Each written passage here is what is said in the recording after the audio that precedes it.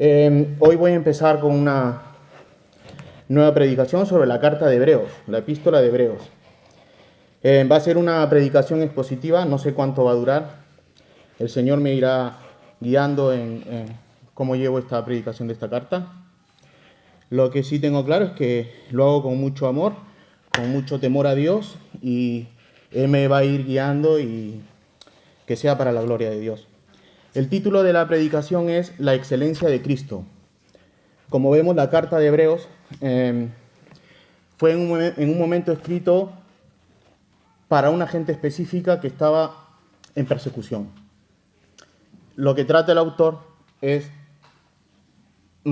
a la majestad de Jesucristo llevarlo a lo máximo. Por eso yo le he puesto la excelencia, lo máximo, la majestuosidad de Cristo, ¿no? Entonces, si me acompañan en Hebreos 1, 1, 3. A Hebreos 1, del 1 al 3.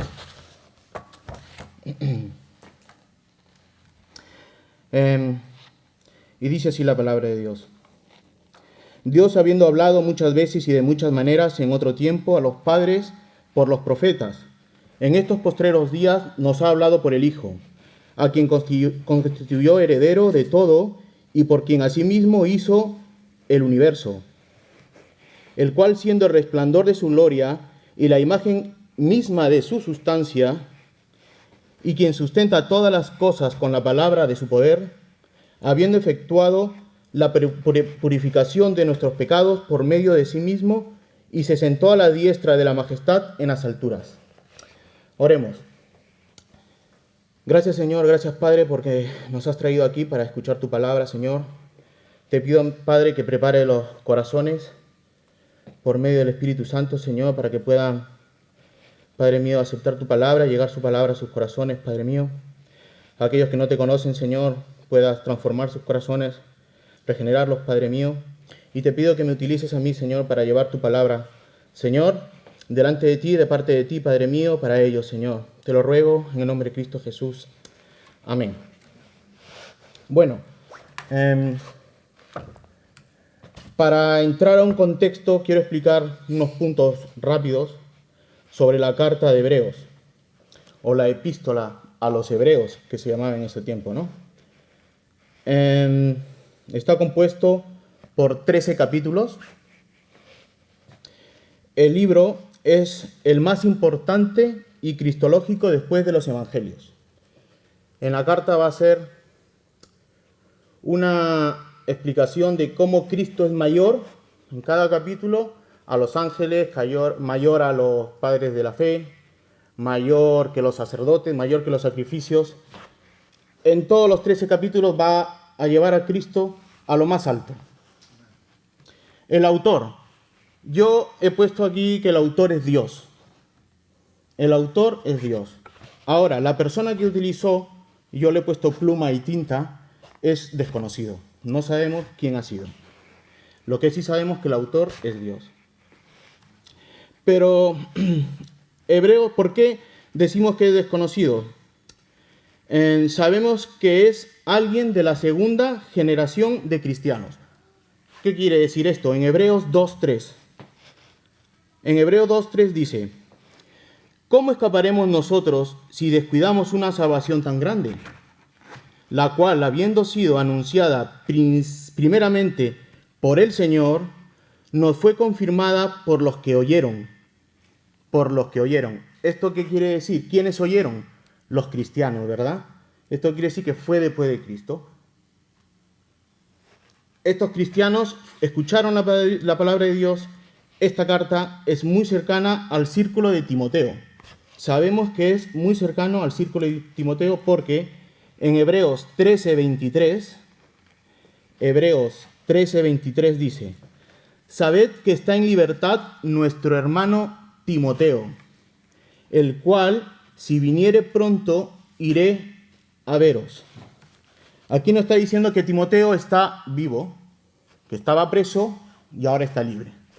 Esto nos dice que es de la segunda generación, pero que es cercano a Timoteo. El lenguaje de la carta. El autor utiliza la Septuaginta.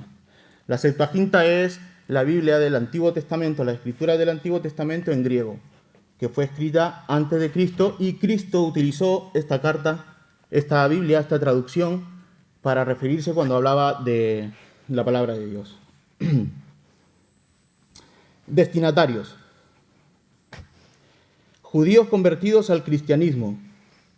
Muchos eran tentados a regresar al judaísmo.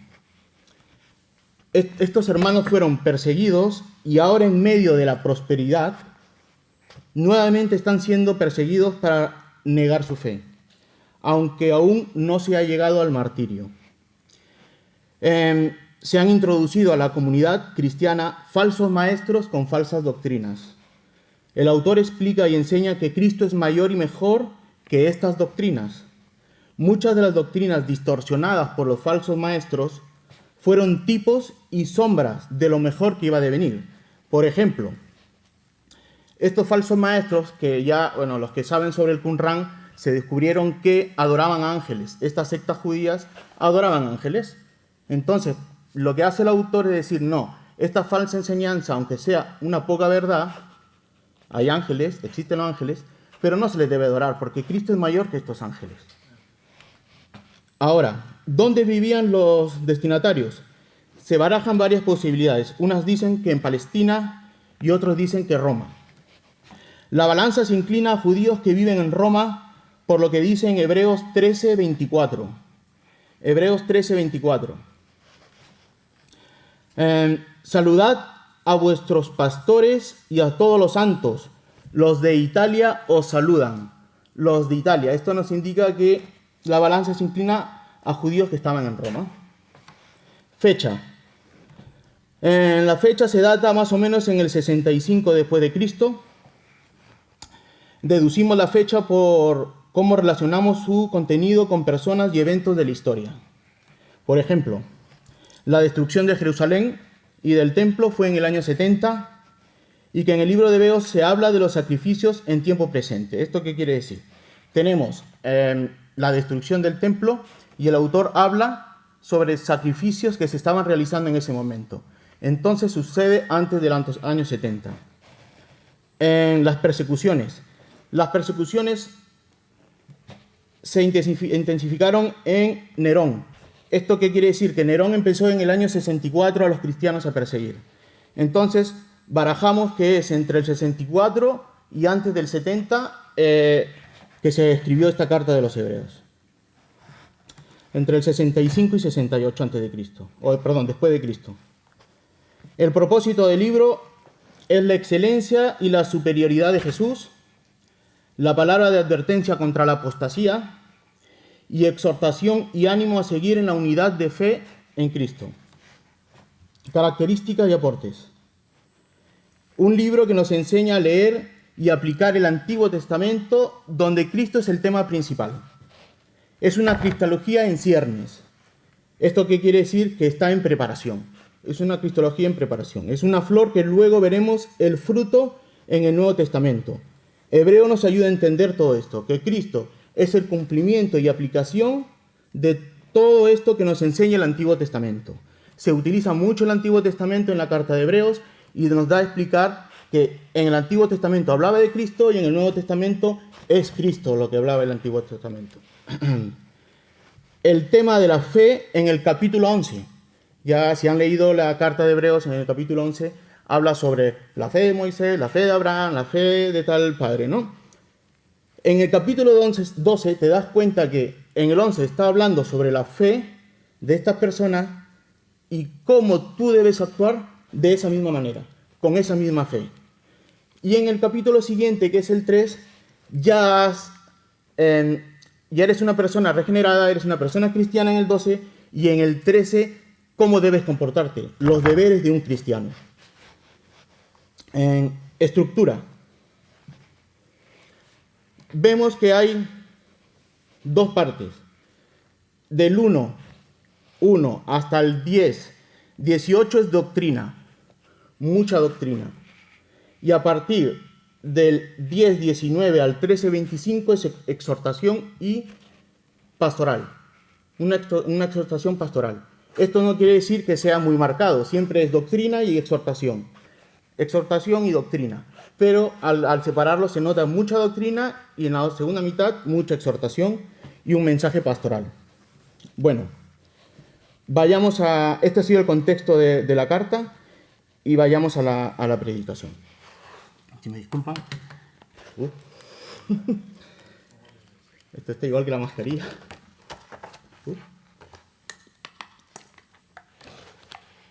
Bueno, sigamos.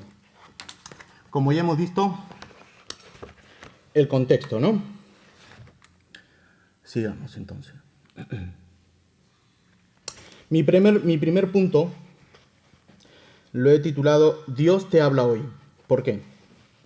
Dice así la primera parte de estos 3 versículos. Dios, habiendo hablado muchas veces y de muchas maneras, en otros tiempos a los padres por los profetas, en estos postreros días nos ha hablado por el Hijo. Si te das cuenta, las cartas de Juan o las cartas de Pablo empieza no con una introducción, sino presentándose. Yo Pablo, o yo Juan, ¿no? O Pedro. En este caso, como no conocemos el autor, él empieza con Dios. Si te das cuenta, dice Dios, coma, hace una separación. Dios. ¿Por qué hace esto? La palabra Dios significa en griego teos. Para los griegos puede significar Dios, cualquier Dios. Pero pongámonos en el lugar del autor. Él no está pensando en cualquier Dios. Ahora, Jesús es Dios, el Espíritu Santo es Dios, el Padre es Dios. ¿A quién se está refiriendo? Pues en la mente de un hebreo, al escribir en griego, al decir Dios, de esta forma, está diciendo Yahvé, el Dios Padre. ¿Ok? Entonces, si esto empieza con Dios, no hay nada mejor que empezar una carta con la palabra Dios. Y es interesante porque en la miniserie, en las primeros 4 prédicas que hice, en Hebreos 4, 12, 13, empecé con Dios y terminé con Dios la miniserie que hice. Y es interesante porque ahora la carta empieza otra vez con Dios. Entonces, ahora empieza con Dios y es interesante porque en el griego teos, que es Dios Padre, aquí los hebreos saben que esta palabra es Yahvé. Así se pronuncia, ¿verdad? Yahvé creo que se pronuncia. Bueno, el Padre, habiendo hablado muchas veces y de muchas maneras, hermano, recordemos que desde Adán hasta Moisés, el conocimiento de Dios se mantuvo de forma oral. Y es con Moisés, por medio del Espíritu Santo, que se llega a escribir todo el conocimiento de Dios revelado hasta ese entonces. Recordemos que en el Antiguo Testamento es un velo. Jesucristo está velado de todo lo que iba a devenir sobre Cristo. Pero también habló Dios de diferentes formas por medio de sus profetas, quienes hablaban por el Padre. ¿Recuerdan al rico en el seno de Abraham? Le dice, ¿no? Le pide ayuda para que vaya a hablar, testifiquen a sus familiares, a sus parientes. ¿Qué le dice Abraham? A Moisés y los profetas tienen, óiganlos. Si no van a escuchar a un fantasma, a un muerto, cuando tienen a alguien vivo como el profeta Moisés, menos van a escuchar a un muerto. Entonces, Dios habló por medio de los profetas. Así que, hermanos, los profetas hablaron la palabra de Dios y exhortaron al pueblo de Dios por sus infidelidades, por su infidelidad al único Dios verdadero. Pero los profetas no solo hablaron y exhortaron la conducta del pueblo escogido por Dios, sino que la máxima intención fue revelar el nacimiento del Mesías y que deberían estar deseosos y atentos de aquel glorioso día. Así que, como los antiguos recibieron la revelación progresiva de nuestro Salvador, es verdad que en ese entonces el mensaje estaba velado, pixelado. No lo podían ver, pero debían saber, deberían escudriñar la palabra y esperar deseosos ese día. Y cuando el Mesías llegó, pues no lo vieron, no supieron. Ahora, en estos postreros días, el autor de Hebreos nos está hablando que en este momento exacto de sus días les habló por el Hijo. en aquel entonces tuvieron al Hijo Jesús, Cristo, entre ellos, en la tierra, y vieron cómo Jesús actuó en vida en aquel entonces. Un ejemplo a seguir sin pecado y lleno de amor.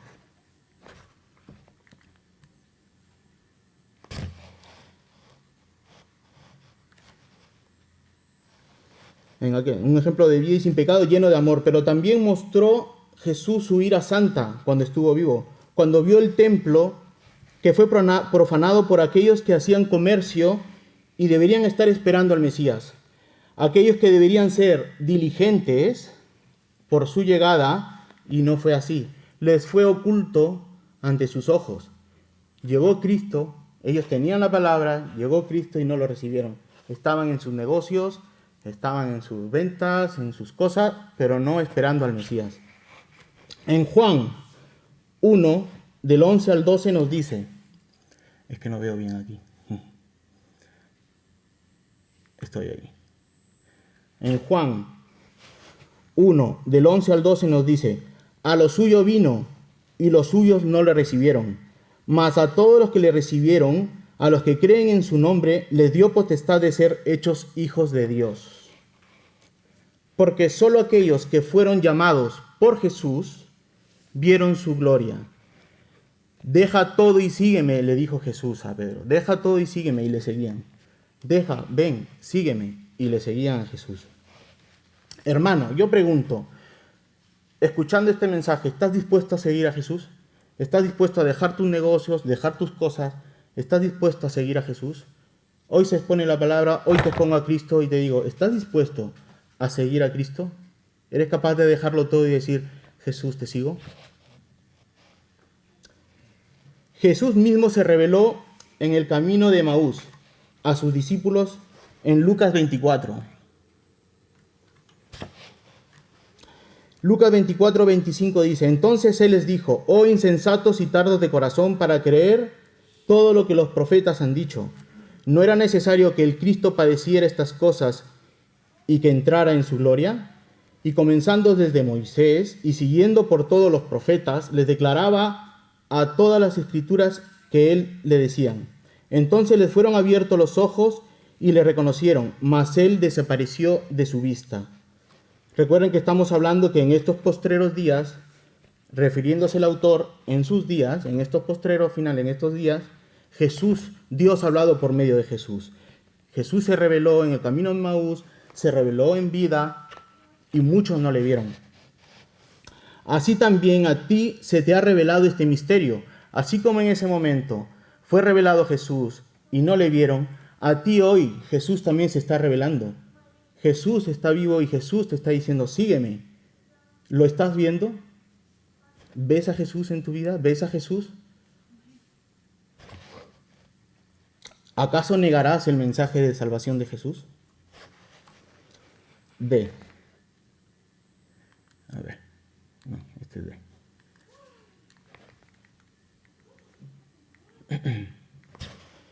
Ahora, hermano, en estos tiempos finales y tiempos de la gracia de Dios, también nos está hablando por medio del Hijo. No tenemos a Cristo aquí en la tierra entre nosotros, pero aún mejor lo tenemos en nuestros corazones. Y Dios Padre nos ha hablado el mayor tesoro escrito, que es su palabra, y la máxima expresión de su revelación, que es Cristo y su evangelio. Así es, hermano y amigo, tenemos escrito el evangelio, su nacimiento, su vida, su muerte, su resurrección, su glorificación. Todo en el santo evangelio, y que es poder de salvación. ¿Lo crees tú, hermano? ¿Crees ese mensaje? Pues créelo, porque así es. Mira a tu alrededor y cada uno que ves es el milagro del evangelio de Cristo. Cristo Jesús te está hablando hoy, te está llamando con lazos de amor. Escúchale y descansa en estos tiempos difíciles en Él. Cristo es tu descanso, Cristo es tu Salvador, Cristo es tu Dios. Hasta ahora podemos ver el contraste entre cómo se reveló sobre Cristo por medio de los profetas y su ley, y cómo Cristo mismo se revela a su pueblo en gracia. Esta comparación nos debe llenar de gozo porque Jesús, nuestro Dios, nos es revelado y su ley está escrita en nuestros corazones y nada nos apartará de él. Esto me lleva al segundo encabezado y ya a la mitad de la predicación, que es Jesús es tu Dios. Como lo pueden ver ahí, Jesús es tu Dios. Y dice así el versículo: ¿a quién constituyó heredero de todo? Y por quien asimismo se hizo el universo. El 3. El cual siendo el esplendor de su gloria y la imagen misma de su sustancia, y quien sustenta todas las cosas con la palabra de su poder. Y es importante para todo cristiano saber esto, porque dice, es la sustancia. Ahora, en esto vamos a dividir en algunos puntos estos versículos, que es el punto A, que dice, Dios constituyó y designó a Jesús heredero de todo. El autor nos está mostrando la majestuosidad, la excelencia de Cristo. Dios Padre tiene un heredero, dice el versículo. El heredero hereda todo lo del Padre. Un heredero hereda todo lo del Padre. Todas las cosas le fueron dadas, incluidas nosotros. Acompáñame a Juan 17, de 9 al 10. Juan 17, del 9 al 10. Mientras que bebo agua.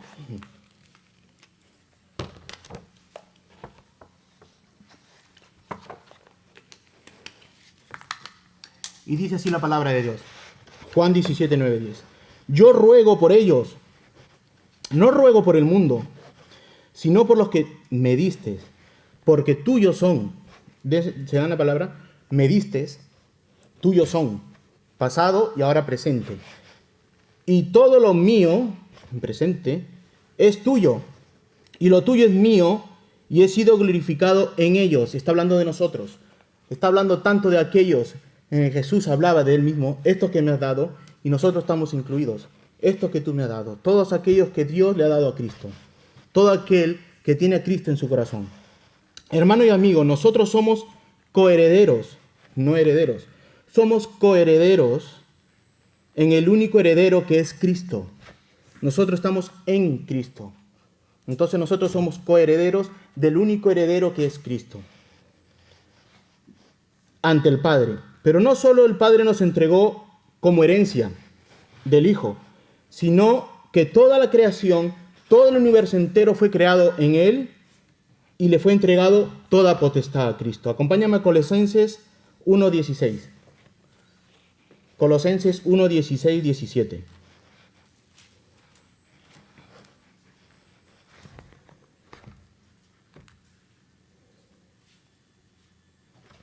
Dice así, Colosenses 1:16, 17.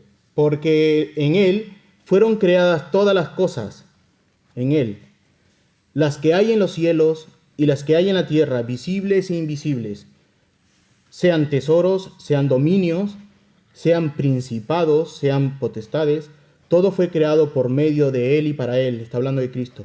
Y Él es antes de todas las cosas y todas las cosas en Él subsisten. Está hablando del Hijo. Podemos ver con toda claridad cómo Dios creó todo en Él, en el Hijo. Y no solo le fue entregado el mundo material y espiritual, sino que también subsiste por Él. Se desarrolla y se mantiene en Él mismo, en el mismo estado y situación en el que se encuentra. Así como estuvo, así desde el principio fue creado y por Cristo se mantiene hasta el día de hoy esa creación. El Sol sigue siendo el Sol, gira en su órbita al igual que la Tierra y los planetas. Él tiene potestad sobre lo que se ve y no se ve, y hasta de los espíritus que tienen autoridad, porque así Él lo permite. Y quiero que pongas atención en este punto que es muy importante. Ve, dice el versículo, siendo el resplandor de su gloria y la misma imagen de su sustancia. ¿Qué nos quiere decir el autor de Hebreos con esta frase? Y es muy importante que lo sepas, porque el pueblo perece por falta de conocimiento. Se seca como una calabacera y no queremos que esto nos pase. Y dice, porque debiendo ser ya maestros, dice la palabra, después de tanto tiempo, tenéis necesidad de que se os vuelva a enseñar cuáles son los primeros rudimentos de las palabras de Dios. Y habéis llegado a ser tales que tenéis necesidad de leche y no de alimento sólido. Esto lo dice Hebreos en el capítulo 5, 12. El mismo autor que está mostrando a Cristo le está diciendo: ustedes perecen por falta de conocimiento, ustedes en vez de ser maestros están ahora bebiendo leche otra vez. Entonces, si Cristo, siendo el resplandor de su gloria y la misma imagen de su sustancia, escucha lo que dice la declaración de Ligonier sobre cristología. En el artículo 2 dice, y esto lo va a afirmar mejor que yo: afirmamos que la unidad de la divinidad, el Hijo eternamente engendrado, es consubstancial, igual y coeterno con el Padre y el Espíritu Santo.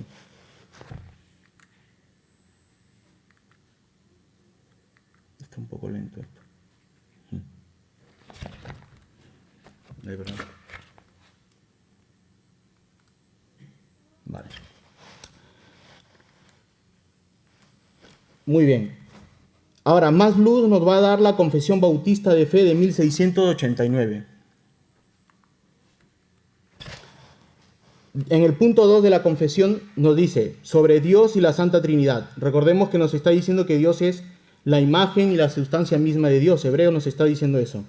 Entonces, el autor de Hebreos, ¿qué dice la confesión de fe? Dice: el Señor nuestro Dios es un Dios único, vivo y verdadero, cuya sustancia está en Él mismo y de Él mismo, infinito en su ser y perfección, cuya esencia no puede ser comprendida por nadie sino por Él mismo. Es espíritu purísimo, invisible, sin cuerpo, miembros o pasiones, el único que tiene inmortalidad y que habita en luz inaccesible. Es inmutable, inmenso, eterno, inescrutable, todopoderoso, infinito en todos los sentidos. Santísimo, sapiencísimo, libérrimo, absoluto, que hace todas las cosas según el consejo e inmutable y justísima voluntad, para su propia gloria. Es amantísimo, benigno, misericordioso, longánimo, abundante en bondad y verdad, perdonando la iniquidad, la transgresión y el pecado, galardonador de los que le buscan con diligencia y sobre todo justísimo y terrible en sus juicios, que odia todo pecado y que en ninguna manera dará por inocente al culpable. Así es Dios. Teniendo Dios en sí mismo y por sí mismo toda vida, gloria, bondad y bienaventuranza, es todo suficiente en sí mismo y respecto a sí mismo, no teniendo necesidad de ninguna de las criaturas que ha hecho, ni derivando ninguna gloria de ellas, sino que solamente manifiesta su propia gloria en ellas, por ellas, hacia ellas y sobre ellas. Él es la única fuente de todo ser, de quien, por quien y para quien son todas las cosas, teniendo sobre todas las criaturas el más soberano dominio para hacer mediante ellas, para ellas y sobre ellas todo lo que le agrade. Todas las cosas están desnudas y abiertas a sus ojos. Conocimiento es infinito, infalible e independiente de la criatura, de modo que para él no hay ninguna cosa contingente o incierta. Es santísimo en todos sus consejos, en todas sus obras, en todos sus mandatos. A él se le debe por parte de los ángeles y los hombres toda adoración, todo servicio o abundancia de como criaturas deben al Creador, y cualquier cosa adicional que a él le placiera demandar de ellos. Y esta parte es muy importante. En este ser divino e infinito que hemos hablado sobre Dios, hay tres sustancias. Recordemos que nos está hablando que Cristo es la sustancia de Dios, ¿no? El Padre, el Verbo o Hijo y el Espíritu Santo. De una misma sustancia, un mismo poder y una eternidad, teniendo cada uno toda esencia divina, pero la esencia indivisa. El Padre no es de nadie, ni por generación ni por procesión. El Hijo es engendrado eternamente del Padre, y el Espíritu Santo procede del Padre y del Hijo. Todos ellos son infinitos sin principio y por tanto son un solo Dios, que no ha de ser dividido en naturaleza y ser, sino distinguido por varias propiedades relativas, peculiares y relaciones personales. Nos está diciendo que Dios es personal, cada uno. Dicha doctrina de Trinidad es el fundamento de toda nuestra comunión con Dios y nuestra consoladora dependencia de Él. Nunca mejor explicado que nuestros antiguos padres lo han dicho. Padres en la fe en épocas de la Reforma, Cristo es parte de la misma deidad y sustancia que el Padre y el Espíritu Santo. Esto quiere decir que Jesús es Dios y por ser Dios sustenta el universo, todas las cosas, y a nosotros también nos sustenta. Nos preserva en su inmensa sabiduría y voluntad. Dios Padre creó por medio de su boca. Cristo nos sustenta por el poder de su palabra. Pero Dios Hijo no solamente es de la misma deidad, el Dios Trino acordó un plan de salvación, un plan de paz, y el Hijo fue sujeto al Padre y le dijo: heme aquí, envíame a mí. Cristo se humilló y se hizo carne para poder desarrollar un plan trinitario de salvar a todos los que el Padre le dio, y esto me lleva a un tercer y último encabezado. Jesús es tu Salvador. Dice Hebreos así en los versículos que estamos estudiando: habiendo efectuado la purificación de nuestros pecados por medio de sí mismo, se sentó a la diestra de la majestad en las alturas. Ahora, ¿por qué Cristo efectúa la purificación de nuestros pecados? ¿Por qué tiene que ser Cristo? Una buena respuesta la encontramos en el Catecismo de Heidelberg. Ojo, con este catecismo, las preguntas y respuestas los he convertido en un diálogo. Para poder entenderlo, lo he convertido en un diálogo entre tú y Cristo. Y dice así: si por el justo juicio de Dios merecemos penas temporales y eternas, pregunta, ¿no hay alguna posibilidad de liberarnos de estas penas y reconciliarnos con Dios? Respuesta: Dios quiere que se dé santificación a su justicia, por eso es necesario que la satisfagamos eternamente por nosotros mismos o por alguno otro. Pero ¿podemos satisfacerlas por nosotros mismos? De ninguna manera. Antes acrecentamos cada día nuestra deuda, nuestras obras. No podemos. ¿Se hallará alguna parte, una mera criatura en algún lugar capaz de satisfacer por nosotros? No. Primero, porque Dios no quiere castigar en otra criatura la culpa del cual el hombre es responsable. Segundo, porque una mera criatura es incapaz de soportar la ira eterna de Dios contra el pecado y liberar a otros de ella. Entonces, ¿qué mediador y redentor debemos buscar? Uno que sea verdadero hombre y perfectamente justo, y que sea más poderoso que todas las criaturas. Es decir, que sea al mismo tiempo verdadero Dios. ¿Por qué debe ser verdadero hombre y perfectamente justo?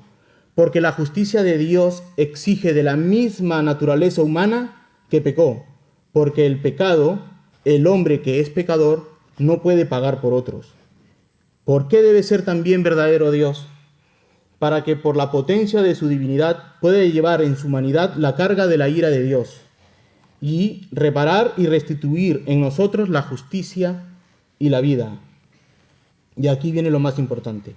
Mas, ¿quién es este mediador? Que al mismo tiempo es verdadero Dios y verdadero hombre perfectamente justo. Nuestro Señor Jesucristo, el que nos ha sido hecho por Dios, el que nos ha sido hecho por Dios sabiduría y justicia, santificación y perfecta redención. Ahora, ¿de dónde sabemos todo esto? Del Santo Evangelio, el cual Dios reveló primeramente en el paraíso y después lo anunció a los santos patriarcas, a los profetas, y lo hizo representar por los sacrificios y las demás ceremonias de la ley, y al fin lo cumplió por su Hijo unigénito. Hermano, amigo que nos visitas, Cristo mismo se entregó como cordero en el matadero. Lo trasquilaron. Él callado estuvo, sumiso a pesar de los improperios y los maltratos, levantado en una cruz como aquella serpiente de bronce en el desierto, clavado, crucificado, atravesado por una lanza, injuriado, rey de los judíos. Sálvate, rey de los judíos. ¿Quién te ha pegado? Libérate si puedes. Claro que podía Dios. Es Dios, claro que podía, es Dios. Pero no debía. Él tenía un plan, una misión, y lo soportó todo por amor a su Padre y a aquellos coherederos que le fue dado. Él lo soportó todo en la cruz por ti y por mí. Con su sangre purificó nuestros pecados, llevando en sí mismo todos nuestros pecados y soportando la justa y santa ira de Dios en aquella cruz del Calvario. ¿Por qué me has abandonado?, dijo Jesús. ¿Por qué me has abandonado, Padre?, dijo. Hermano y amigo, para poder acercarnos a Él, Dios abandonó a su Hijo, el Padre abandonó a su Hijo, para que el Hijo pueda acercarnos a Dios. Con su muerte venció la muerte, y la muerte no pudo con Él, no pudo retenerlo. Y resucitó en gloria, y con su muerte nos dio vida junto a Él. Y ahora mismo está en las alturas, sentado en el trono celestial, junto a la majestad del Padre, intercediendo por nosotros. Amigo, ¿vas a rechazar este poderoso acto de justicia? ¿Vas a rechazar este acto de misericordia? ¿Vas a rechazar este acto de amor dado por Jesús para ti? Es decir, Señor, soy un pecador y nada ni nadie más que tú puede salvarme. Heme aquí, tómame con lazos de amor, sálvame, que muero sin ti. No lo rechaces, el mensaje de salvación te ha sido dado. Actúa, pídele a Dios, heme aquí, estoy aquí, sálvame. Y para terminar, una reflexión. Si me sale la reflexión aquí.